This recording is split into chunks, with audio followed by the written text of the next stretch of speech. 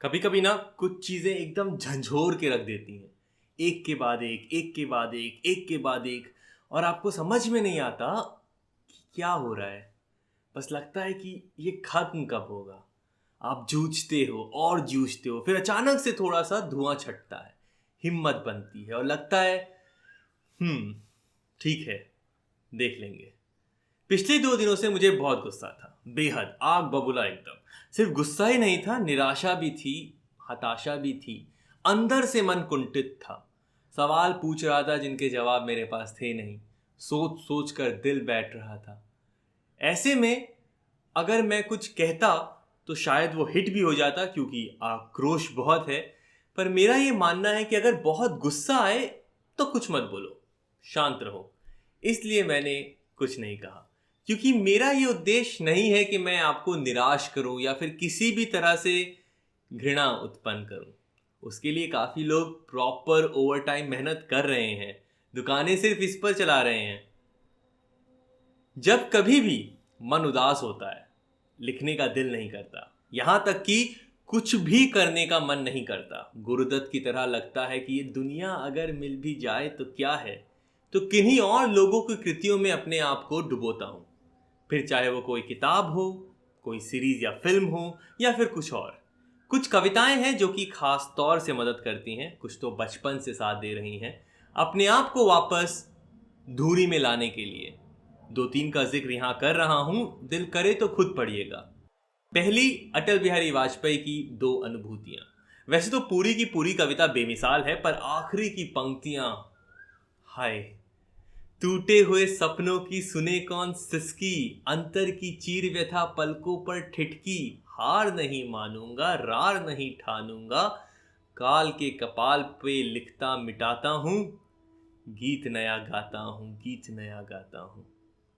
Link description में है, हो सके तो पढ़िएगा जरूर। दूसरी, रामधारी सिंह दिनकर की कृष्ण की चेतावनी। ये रश्मि रथी का अंश है। इसमें श्री कृष्ण द्वारा जो विराट रूप का वर्णन है, उसे सुनकर ये एक जोश पैदा हो जाता है। मुझे ये कविता इसलिए भी बहुत पसंद है कि इसमें श्री कृष्ण का सौम्य रूप भी है और रौद्र रूप भी है, जो कि हम सब में होता है। और दिनकर साहब जो वीर रस लिखते हैं ना, वाह। मैं सोच रहा था कि कौन सी पंक्तियां चुनूं, क्योंकि जो समा पूरा बंधता है वो मुश्किल है सिर्फ कुछ पंक्तियों से।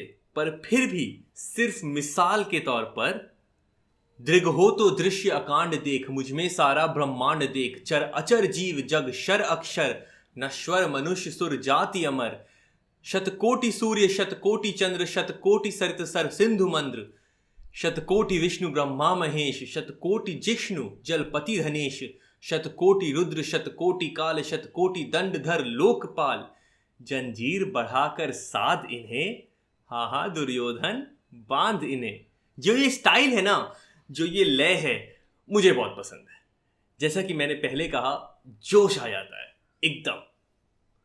तीसरी और आखिरी इस बार के लिए, क्योंकि देखिए कविताएं तो बहुत पसंद है, मैथिली शरण गुप्त की नर हो न निराश करो मन को। ये इसलिए भी क्योंकि जब मैं 10 साल का था तो हिंदी के जो एलोक्यूशन हुआ करते थे उसके लिए ये याद की थी। कंपटीशन वाले दिन भूल गया था, लेकिन तब से याद रहने लग गई। निज गौरव का नित ज्ञान रहे, हम भी कुछ हैं ये ध्यान रहे, मरणोत्तर गुंजित गान रहे, सब जाए अभी पर मान रहे, कुछ हो न तजो निज साधन को, नर हो न निराश करो मन को। प्रभु ने तुमको कर दान किए, सब वांछित वस्तु विधान किए, तुम प्राप्त करो उनको न अहो, फिर है ये किसका दोष कहो।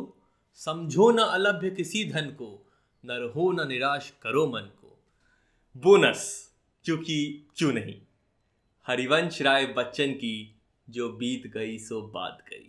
इसकी पंक्तियां मैंने इतनी बार लोगों को कही होंगी कि दोस्त यार भी अब सुनते ही समझ जाते होंगे कि ये क्या कहने वाला है। जीवन में एक सितारा था, माना वह बेहद प्यारा था, वह डूब गया तो डूब गया, अंबर के आनन को देखो, कितने इसके तारे टूटे, कितने इसके प्यारे छूटे, जो छूट गए फिर कहाँ मिले, पर बोलो टूटे तारों पर कब अंबर शोक मनाता है, जो बीत गई सो बात गई। देखिए, दुनिया में तकलीफ तो है, और कुछ विषयों पर कुछ ना कर पाने में जो असहाय होने का एहसास होता है ना, वो मुझे बिल्कुल पसंद नहीं। ऐसे में जब मन कुंठित और आक्रोशित दोनों हो एक ही साथ, तो इस तरह की कृतियां अमृत बन जाती हैं। इन सब के लिंक ऊपर या नीचे कहीं तो दिए हुए हैं, हो सके तो पढ़िएगा जरूर। ये मेरी पसंदीदा कविताएं हैं। आपकी कौन कौन सी हैं जरूर बताएं।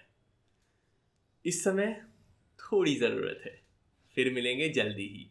नमस्ते।